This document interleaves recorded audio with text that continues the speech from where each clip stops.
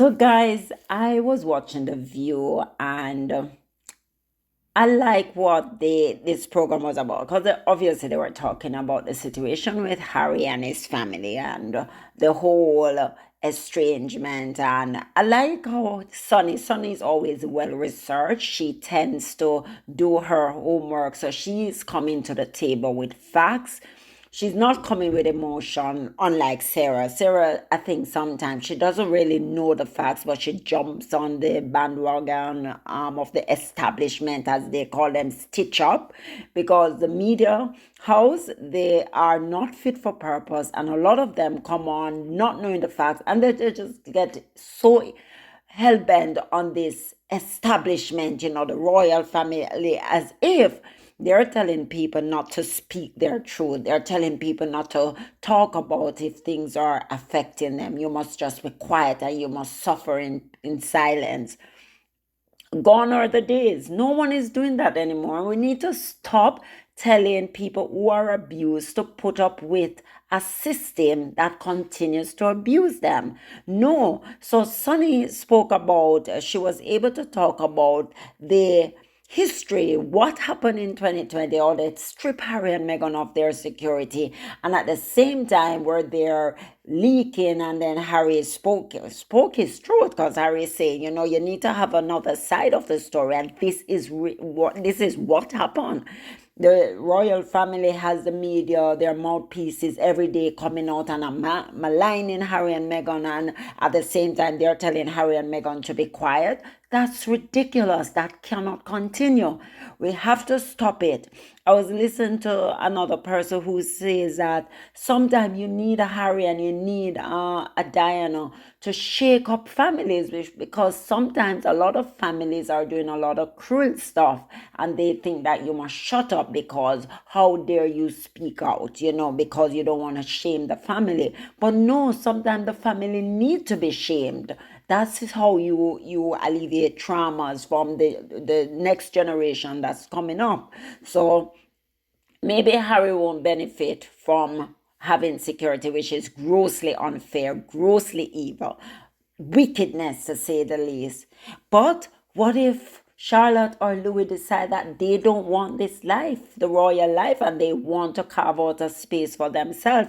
Is this how you're going to treat them as well? So maybe what Harry is doing now is looking out for the next generation, and what he's doing now will impact that generation.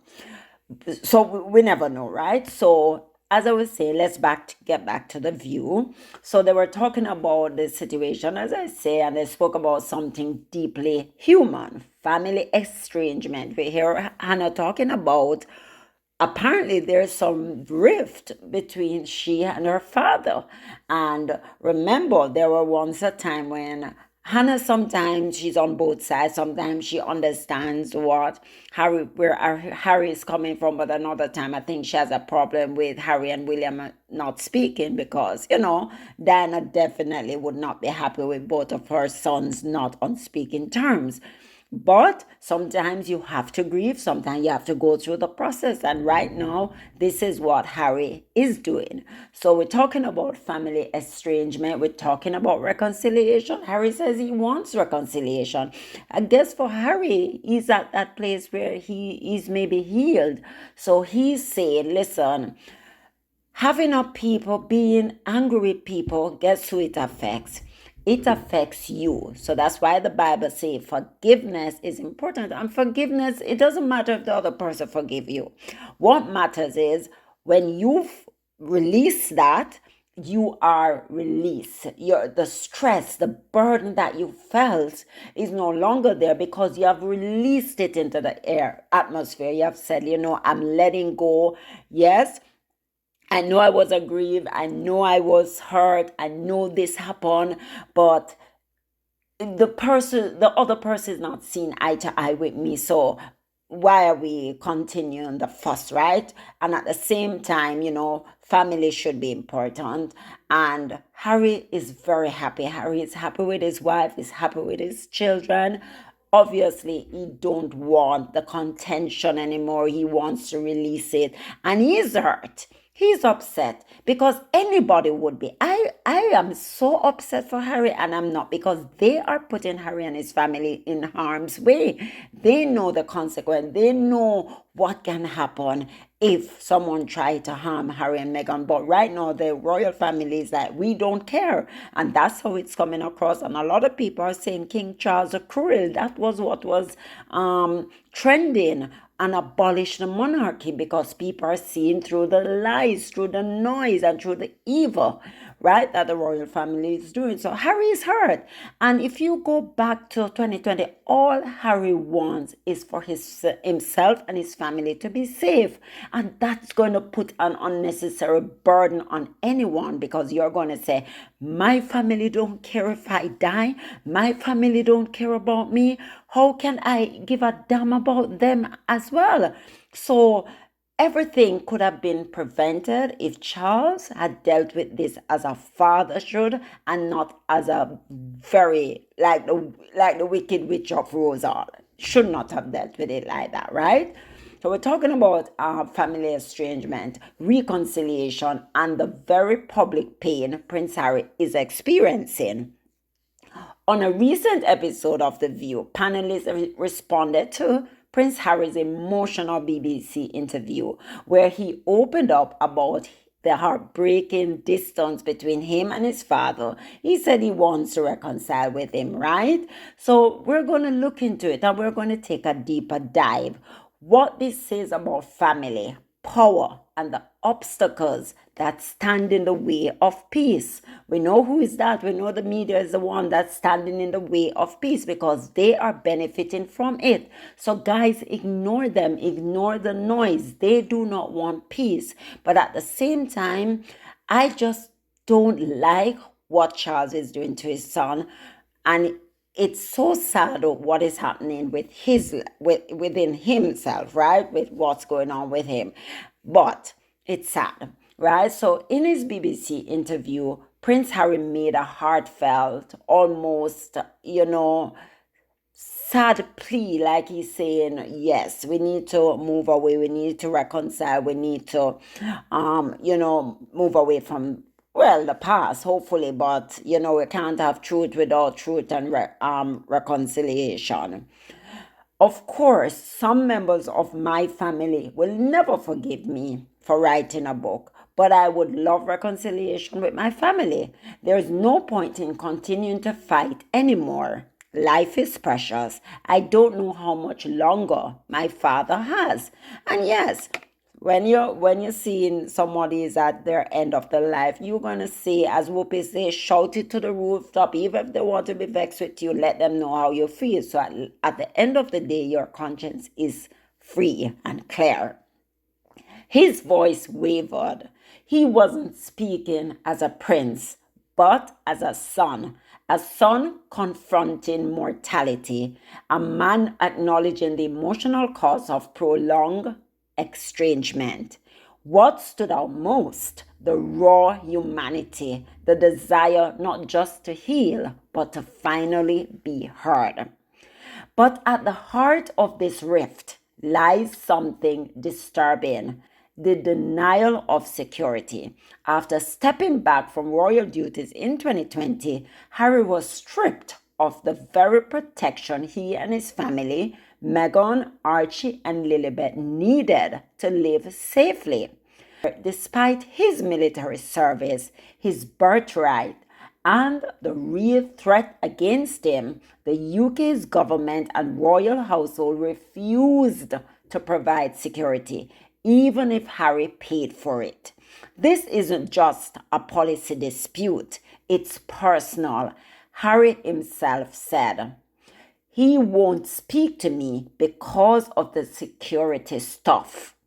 Right? So he's saying Charles not talking to him because he's bringing them to court, and he strongly believes that what his father's court is doing and what his father's household is doing is wrong. What Rebecca is doing is wrong. It begs the question, what kind of father, what kind of institution would use safety as leverage against their own son? The View's co-host didn't hold back. They talked about how the longing for reconciliation is something many families understand. Um, as I was saying to you, Hannah and what's her name? Oh my God, Hannah and the other panel. I don't think it was Sunny. Hannah and both emphasize the emotional toll of waiting for a call, a text, any sign of peace. One host compared Harry's plea to a Hail Mary. Yes, she's who I was asking, a last ditch attempt to open the door while there's still time. Another made a point that resonates. He acted in the interest of his family in the immediate, not thinking he was giving up the other extended family forever. And that is true, right? They reminded us that many public servants receive lifelong security. Why is Harry, who served 2 tours in Afghanistan, served 35 years on the throne, being treated differently? Truth before peace. So we were talking about truth and reconciliation, right? One especially powerful point came up. There can be no reconciliation without truth. Harry told his truth in spare. It hurts the institution, but truth often does. That doesn't mean it wasn't necessary.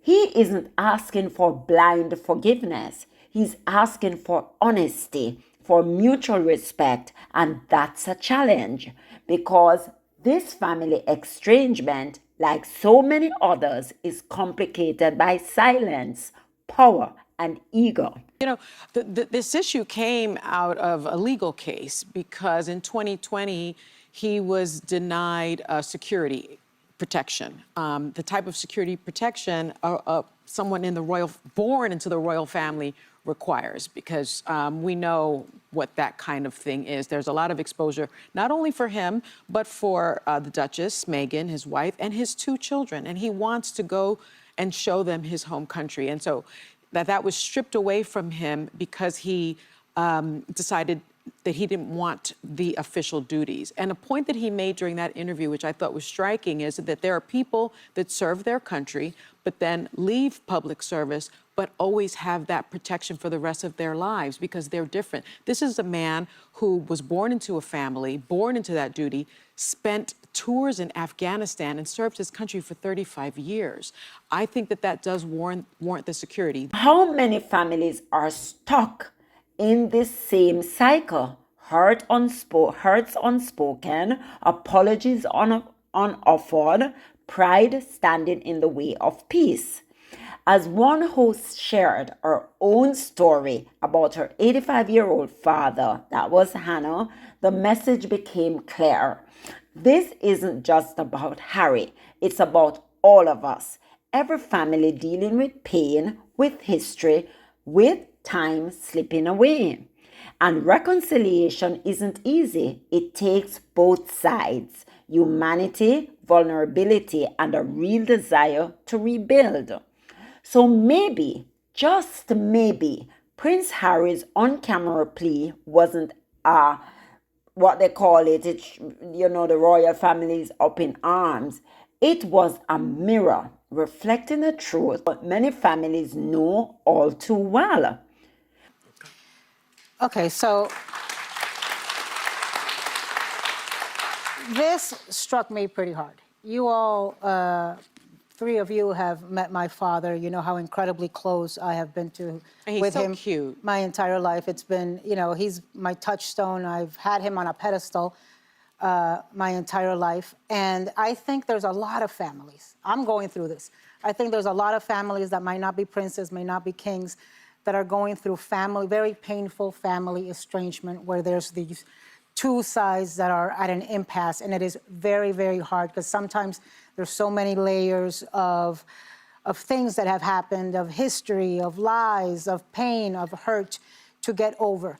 So, guys, it was really interesting, and a lot of people are talking about it, a lot of things on X, right? So what do you think? Can this family heal?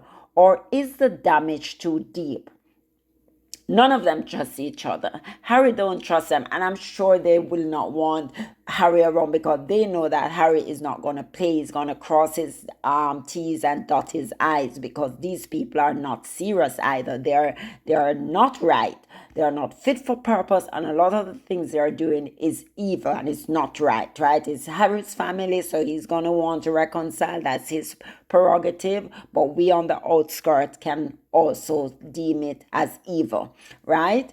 Let us know in the comments, and don't forget to like and subscribe for more thoughtful insights into the stories that matter. Yes, guys, because this really matters. It's important that we get the truth out there and we speak truth to power all the time, and don't be afraid. Yes, sometimes you have to speak it, sometimes you can want reconciliation, but at the same time, you must never regret speaking your truth. And I'm glad Harry did. And I'm glad other people are also understanding where Harry is coming from, because guess what? A lot of families want us to be quiet. A lot of family want us to subject ourselves to abuse and have this Stockholm syndrome where we forgive our abusers and just move on blindly. We're not to have any say in our person. No, we need to speak up. Harry spoke up. He has moved on. He wants to move on. At the same time, he wants his family to be safe, and anybody can understand that. So I'm just so happy that Harry has grown, and Meghan is so happy. You can see that they're living a good life and they want it to remain that way. But Charles, before you go out of this world, reconcile with your son. Give your son security, because you know what you're doing is wrong. It is evil of the most. And you know you need to, you did it out of vengeance. It was retributive just because Harry decided he wanted something different for him and his wife. And he was not going to let his wife be a second example of his mom. No, he was not going to let any harm befall her. And that is what you're upset about. So yes, guys, bye. Of course, some members of my family will never forgive me for writing a book. Of course, they will never forgive me for lots of things. But, you know, there is. I would love reconciliation with my family. There's no point in continuing to fight anymore. As I said, life is precious. I don't know how much longer my father has. He won't speak to me because of this security stuff. But it would be nice to reconcile. I was conflicted over this because, so I think all of us agree you always want reconciliation. We had Jeremy Renner here last week, who basically, I mean, he had a near death. He actually says he died briefly in this snowmobile accident. And he said at the end, all that you remember is the people you loved. Not money, not titles, not crown jewels. So I think everyone roots for there to be reconciliation. Watching this, I kind of felt like it was a Hail Mary. Like he's probably made outreach, not heard back. I can't speak to why he hasn't heard back or whatever, but I think that he must have thought, if I go out there on the BBC, perhaps that's a way to signal to my father, you know, in this period that you have left, I do want to talk and reopen those lines of communication. And I root for it. I think that he acted in the interest of his family in the immediate, not thinking he was giving up the rest of his family for the rest of his life. Yeah, this issue came out of a legal case because in 2020, he was denied security protection. The type of security protection someone born into the royal family requires, because we know what that kind of thing is. There's a lot of exposure, not only for him, but for the Duchess, Meghan, his wife, and his 2 children. And he wants to go and show them his home country. And so that was stripped away from him because he decided that he didn't want the official duties. And a point that he made during that interview, which I thought was striking, is that there are people that serve their country, but then leave public service, but always have that protection for the rest of their lives because they're different. This is a man who was born into a family, born into that duty, spent tours in Afghanistan and served his country for 35 years. I think that that does warrant the security. That being said, another thing that he said was while he wants reconciliation, he learned from Canada that there cannot be reconciliation without truth. It's truth and reconciliation. So yes, he wrote the book. Yes, he told his side of the story. We haven't heard from the other side, but I don't think he should be punished for telling his truth because I do really believe there is no reconciliation without that. Okay, so this struck me pretty hard. You all, three of you have met my father. You know how incredibly close I have been to And he's with so him cute. my entire life. It's been, you know, he's my touchstone. I've had him on a pedestal my entire life. And I think there's a lot of families. I'm going through this. I think there's a lot of families that might not be princes, may not be kings, that are going through family, very painful family estrangement where there's these two sides that are at an impasse, and it is very, very hard because sometimes there's so many layers of things that have happened, of history, of lies, of pain, of hurt to get over. My father's 85 years old. And so when you have that tick-tock in your head, right, telling you, reminding you, his father has cancer, mine is 85 years old. We can all go at any moment. But when, you know, when you're talking about an 85-year-old or somebody with serious cancer, you know that's even more present in your mind. It is very damn hard. And I think it takes a lot of processing and a lot of humility. It also takes both sides. I don't think it's something that can be done unilaterally.